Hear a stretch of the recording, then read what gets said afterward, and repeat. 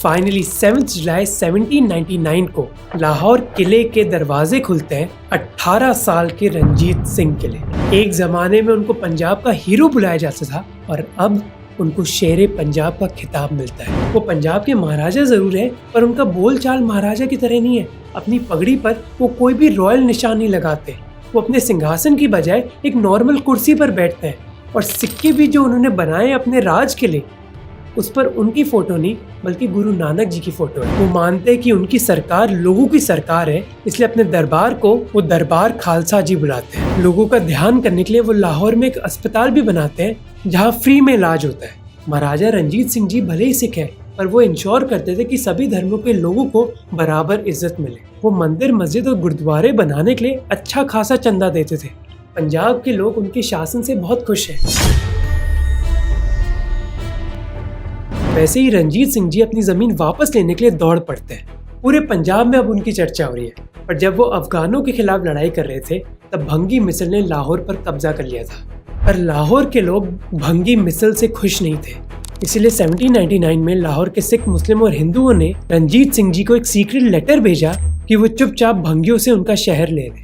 रंजीत सिंह जी की 2 शादियों की वजह से उनको कन्हैया और नकाई मिसल का भी सपोर्ट था।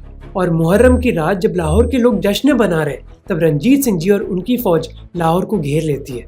फिर वो लाहौर के किले की तरफ बढ़ते हैं। भंगी मिसल में 3 सरदार हैं, उनमें से एक सरदार किला को छोड़ने से मना कर देते हैं। इधर रंजीत सिंह जी डिसाइड करते हैं कि वो सरदार के खिलाफ हल्ला बोलेंगे, पर इधर सदा कौर, उनकी सास, उनको रोक देती है। वो उनको कहती है कि हमारे धर्म में एक इंसान की इज्जत करना, चाहे वो तुम्हारा दुश्मन क्यों ना हो, बहुत जरूरी है।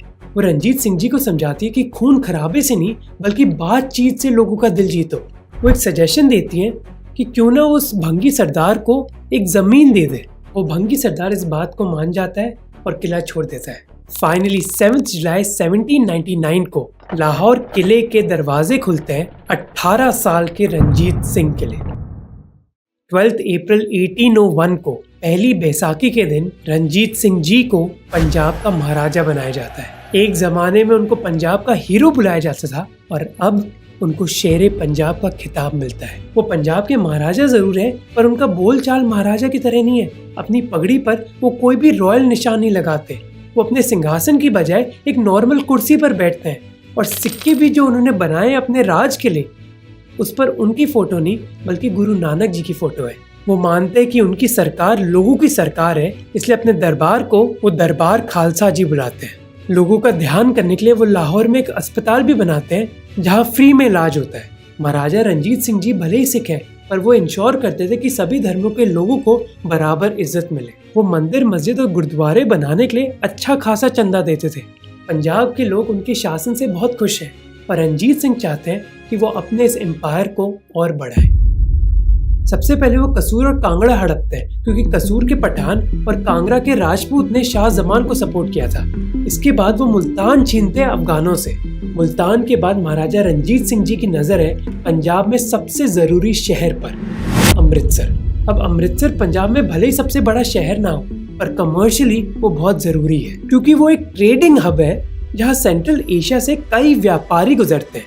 अमृतसर की सड़कों पर आपको कई तरीके की दुकानें मिल जाएंगी, रेशम हो, मसाले हो या फिर हथियार। इन सड़कों पर किसी चीज की कमी नहीं है। पर बात बस पैसों की नहीं है। अमृतसर सिखों के लिए एक बहुत अहम शहर है, क्योंकि उधर हरमिंदर साहिब है और खालसा का कोई भी लीडर असली पंजाब का महाराजा तभी कहलाएगा जब अमृतसर पर उसका राज होगा। अमृतसर पर कई अलग अलग मिसलों का राज है और हर मिसल के खुद के टैक्स कलेक्टर्स हैं जो व्यापारियों और दुकानदारों को बहुत परेशान करते हैं। इसलिए अमृतसर के लोग खुद महाराजा रंजीत सिंह जी के पास जाते हैं कि आप अमृतसर पर कब्जा कर लो। महाराजा रंजीत सिंह जी अमृतसर की लोगों की आवाज सुनते हैं और अपना साम्राज्य उधर तक लेकर आ जाते हैं। वो अमृतसर में घुसते हैं एक आलीशान हाथी पर। अमृतसर के लोग उनको वेलकम करते हैं और खुशी के मारे उन पर सिक्के बरसाते हैं। महाराजा रंजीत सिंह जी हरमिंदर साहिब में स्नान करते हैं और वादा करते हैं कि एक दिन वो इसको वापस से बनाएंगे सोने के साथ। और एक दिन हरमिंदर साहिब को पूरी दुनिया गोल्डन टेम्पल बुलाएगी।